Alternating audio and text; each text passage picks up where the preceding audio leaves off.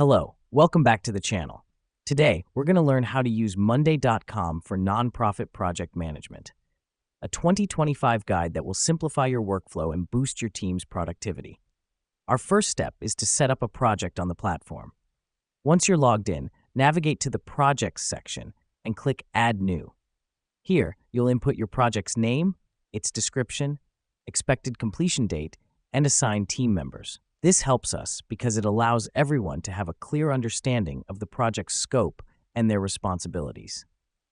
Now that we've done that, let's move on to creating and assigning tasks.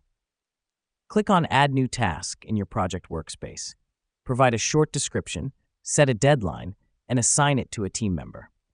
The reason we do this is to break down the project into manageable pieces, making it easier to track progress and meet deadlines. After the tasks are assigned, it's time to set up automations.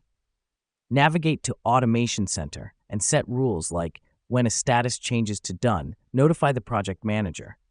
This helps us because it reduces manual tracking and keeps everyone updated about task progress.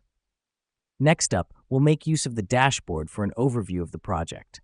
On the dashboard, you'll see a summary of tasks, their statuses, and the progress of the project. This is critical as it provides a visual representation of how the project is advancing, aiding in identifying bottlenecks early. Lastly, let's explore reporting. Monday.com allows you to generate reports in different formats. You can customize these to suit your needs, and they can be shared with stakeholders.